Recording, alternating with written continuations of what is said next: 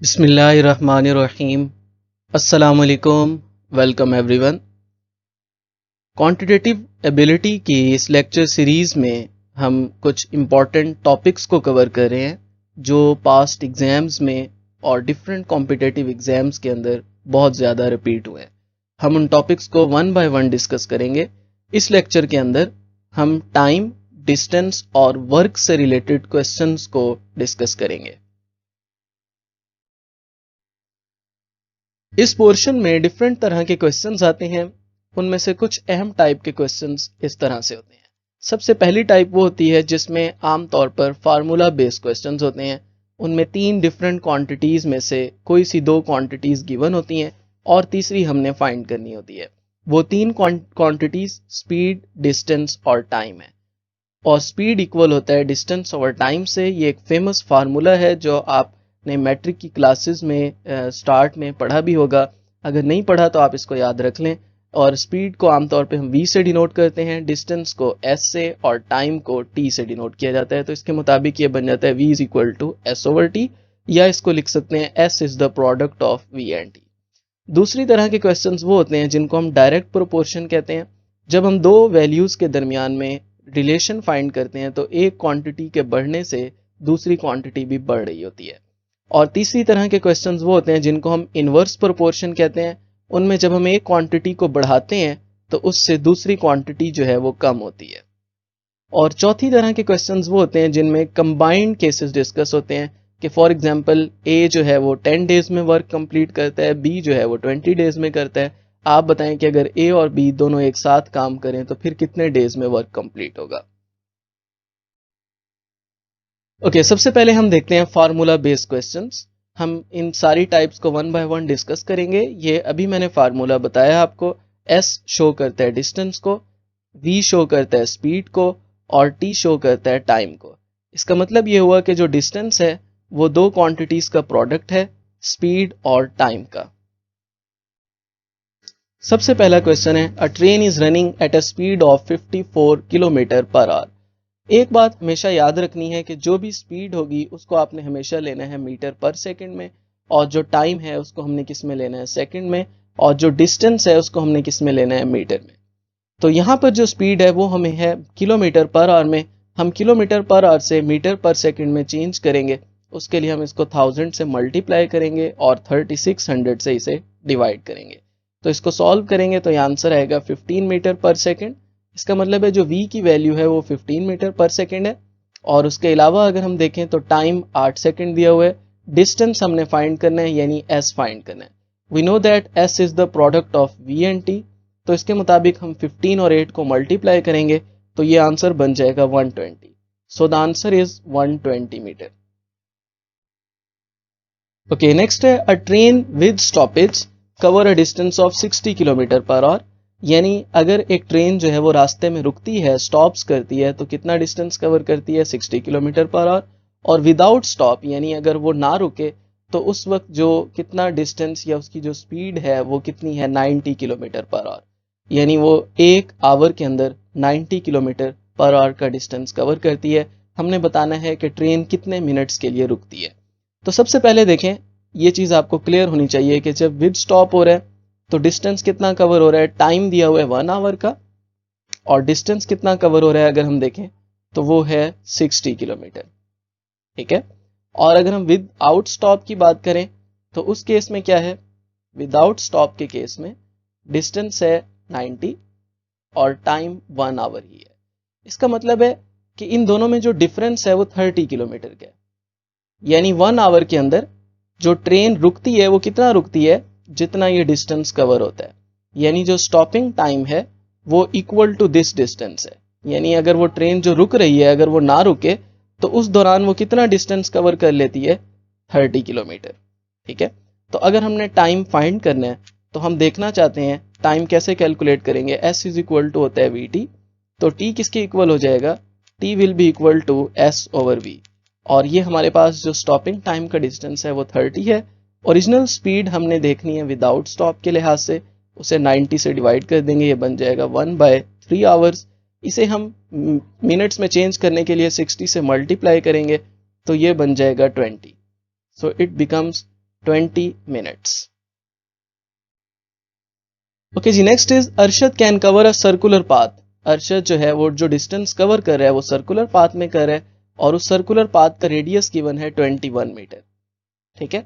अच्छा, सर्कल का जो डिस्टेंस है अगर हमने कैलकुलेट करना हो तो उसके लिए जो फार्मूला यूज होता है वो सरकमफेरेंस का यूज होता है और सरकमफेरेंस जो है एक सर्कल का वो इक्वल होता है 2 पाई आर के. इसका मतलब है कि यहाँ पे हम लिख सकते हैं 2 मल्टीप्लाई पाई की जगह आ जाएगा 22/7 और आर की जगह आ जाएगा 21. तो ये मल्टीप्लाई होके कैंसिल हो जाएगा और इसको हम सॉल्व करेंगे तो ये बन जाएगा 132 मीटर. और इसके लिए हमने बताना है कि he will cover a distance of 3 kilometre. अब हमने इसके लिए टाइम बताना है कि कितने टाइम में ये डिस्टेंस कवर हो रहा है. तो पहले हमें स्पीड कैलकुलेट करनी पड़ेगी. स्पीड इक्वल होता है v is equal to S over T. इस डिस्टेंस के मुताबिक अगर हम देखें तो ये बन जाएगा 132 डिवाइडेड बाय 44 जो गिवन टाइम है तो ये बन जाएगा 3 मीटर पर सेकेंड. यानी जो स्पीड है अरशद की जिसमें वो कवर कर रहा है वो 3 मीटर पर सेकेंड है. इस स्पीड के लिहाज से अब हम टाइम कैलकुलेट करेंगे, न्यू टाइम.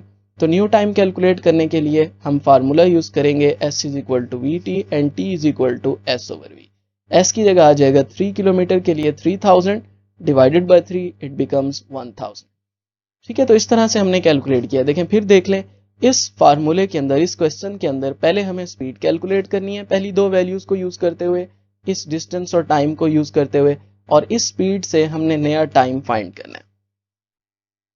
तो ये कुछ पॉसिबल क्वेश्चंस थे जो हमने देखा कि डिस्टेंस टाइम वाले फार्मूले के लिहाज से आते हैं. अब हम देखते हैं डायरेक्ट प्रोपोर्शन वाले क्वेश्चन. इनमें आमतौर पे जब भी वर्क या किसी भी चीज की बात की हुई होगी तो उसमें जब हम कैलकुलेट करेंगे तो एक क्वांटिटी में इंक्रीज आने के साथ साथ दूसरी क्वांटिटी जो है वो भी क्या हो रही होगी, इंक्रीज हो रही होगी. ओके जी, ये क्वेश्चन है. इसमें हम देखते हैं यहाँ पे बताया हुआ है कि असलम जो है वो 400 ग्राम फ्लोर यूज करते हुए कितनी मफिन्स बनाता है, 8 मफिन्स. ठीक है, तो यहाँ पे दो क्वांटिटीज के दरमियान में रिलेशन बताया हुआ है. स्टार्ट में 400 ग्राम है फ्लोर और मफिन्स कितने हैं 8. अगली दफा हमने फ्लोर बताना है और मफिन्स कितने बनेंगे 30. अच्छा, अगर हम इस क्वांटिटी को देखें तो ये दोनों क्वांटिटीज के दरमियान में रिलेशन क्या है. अगर हम फ्लोर ज्यादा यूज करते जाएंगे तो जो उनसे बनने वाले मफिन्स की तादाद है वो भी ज्यादा होती जाएगी. इसका मतलब है इनके दरमियान में डायरेक्ट प्रोपोर्शन है. और डायरेक्ट प्रोपोर्शन में जब भी आपने सॉल्व करना है तो दोनों केसेस में जो एरोज हैं उनकी डायरेक्शन एक ही होनी चाहिए. एक आसान तरीका इसको सॉल्व करने का ये है, आपने दोनों एरोज ऊपर लगाने हैं और फिर इसको आपने इक्वेशन में चेंज करना है. इक्वेशन में कैसे चेंज करेंगे, इसे हम यूं लिखेंगे, जहां से एरो स्टार्ट हो रहा है वहां से स्टार्ट करेंगे x ओवर 400 और यहाँ पे आ जाएगा 30 ओवर 8. अगली बार ये 400 यहाँ डिवाइड हो रहा है, ये उस साइड पे जाके क्या हो जाएगा मल्टीप्लाई, और हम इसको सॉल्व कर लेंगे. तो जब ये इसको सॉल्व करेंगे तो ये बन जाएगा 1500. सो इट मीन्स के 1500 ग्राम फ्लोर की जरूरत होगी फॉर 30 मफिन्स. ओके जी, नेक्स्ट देखें. एक और क्वेश्चन है, car uses petrol at the rate of 1 gallon for every 30 miles. यानी यहाँ पे जो रिलेशन बताया हुआ है वो गैलन और माइल्स में बताया हुआ है. तो सबसे पहले देखिए हम लिख सकते हैं 1 गैलन फॉर 30 माइल्स, और अब हमने बताना है कि next how many gallons, x find करने हैं. गैलन्स जो फाइंड करना है उसको हम एक्स लिख देते हैं फॉर 177 माइल्स. अगेन आप देखें जितना ज्यादा हम पेट्रोल बढ़ाते जाएंगे उतने माइल ज्यादा कवर होंगे. यानी अगेन डायरेक्ट प्रोपोर्शन है.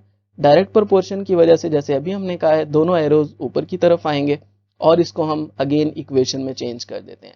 तो ये इक्वेशन में कुछ इस तरह से चेंज होगा, ये बन जाएगा x ओवर 1 और यहाँ से 177 ओवर 30. इसको आप सॉल्व कर लेंगे, 1 हम खत्म भी कर सकते हैं. 177 over 30 it becomes 1.5.9 gallons. So this will be the answer, C option. Okay जी, next case is inverse proportion. Inverse proportion में जब एक क्वांटिटी इंक्रीज कर रही होती है तो उससे जो दूसरी क्वांटिटी है वो डिक्रीज होती है. यानी एक वैल्यू बढ़ाने से दूसरी वैल्यू कम होगी. अच्छा जी, देखें ये क्वेश्चन है, ये एक इनवर्स प्रोपोर्शन से रिलेटेड है. यहाँ पे मैन और डेज के दरमियान रिलेशन बताया हुआ है. स्टार्ट में बताया हुआ है कि 15 मैन जो है वो कितने डेज में कंप्लीट करते हैं time, 15 man in 10 days. How long will it take 8 man कितना टाइम लेंगे जॉब को कंप्लीट करने में. अब आप देखें जब भी कुछ लोग काम कर रहे होते हैं तो अगर हम आदमियों की तादाद बढ़ा दें तो दिनों की तादाद कम हो जाती है क्योंकि वो काम जल्दी कंप्लीट हो जाता है. तो इसमें आपने क्या करना है, एक एरो आपने ऊपर की तरफ लगाना है इनवर्स प्रोपोर्शन में और दूसरा एरो आपने नीचे की तरफ लगाना है. अब हम इसको इक्वेशन में चेंज करेंगे और इसके लिए हम स्टार्ट में जहां से एरो शुरू हो रहा है वहां से इक्वेशन ऊपर की तरफ लिखेंगे और वो न्यूमरेटर में वैल्यू आएगी, दूसरी डिनोमिनेटर में। इसी तरह यहाँ पे x से शुरू हो रहा है तो ये बन जाएगा x/10। अब हम इसको इस तरह से लिखेंगे, 10 यहाँ पे डिवाइड हो रहा है, उस साइड पे जाके क्या हो जाएगा मल्टीप्लाई। इसको आप सॉल्व करेंगे, ये बन जाएगा 4 और 5, 15 5 आर 75/4। इसको आप सॉल्व करेंगे तो 75/4 बनेगा 18 होल 3/4। ये आपको करना आता होगा तो ये आंसर आ जाएगा। ओके जी, next is if 15 men can do a piece of work in 20 days। यहाँ पे रिलेशन बताए हुए मैन और डेज में। स्टार्ट में कितने मैन हैं 15 और टाइम कितने दिनों में कंप्लीट हो रहा है 20 में। In how many days 25 men finish the same work. यानी हमने डेज बताने हैं और मैन उतने ही, मतलब अगर हम बढ़ा दें तो जाहिर है जब हम आदमी बढ़ाएंगे तो डेज कम हो जाएंगे। इनवर्स प्रोपोर्शनल वाला क्वेश्चन है, सेम पहले की तरह इसको सॉल्व करेंगे। जहां से एरो शुरू हो रहा है वो फ्रैक्शन में वैल्यू ऊपर आएगी, जहां पे खत्म हो रहा है वो वैल्यू नीचे आएगी और इसको सॉल्व कर लेंगे। 25 यहाँ डिवाइड हो रहा है, उस साइड पे जाके क्या हो जाएगा मल्टीप्लाई। और आपको पता है जब मल्टीप्लाई होगा ये कैंसिल हो सकता है और इस तरह से हम इसको सॉल्व करेंगे तो ये बन जाएगा 12। सो द आंसर इज 12।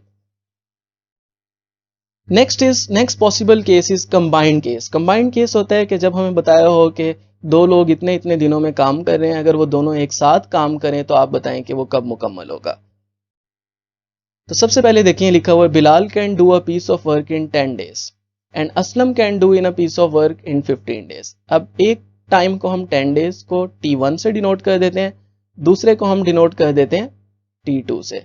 अब हमने बताना है कि कितने डेज के अंदर दोनों अगर इकट्ठा काम करें तो फिनिश होगा।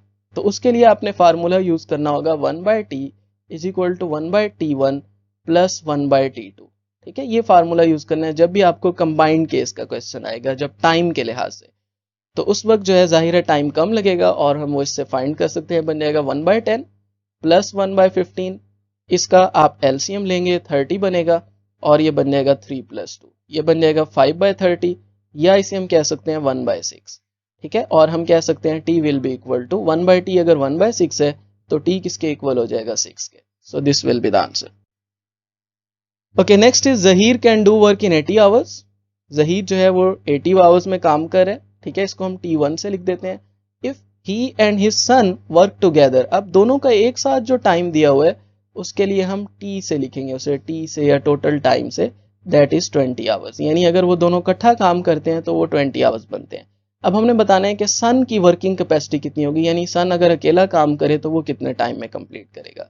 तो फार्मूला सेम यूज होगा, फर्क ये है कि अब हमें टोटल टाइम दिया हुआ है और एक आदमी का काम जो है वो कैलकुलेट करना है, लेकिन केस कंबाइंड ही है। अगर आप इसकी स्टेटमेंट पढ़ें तो ये बन जाएगा 1/20 is equal to 1/80 plus 1/T2।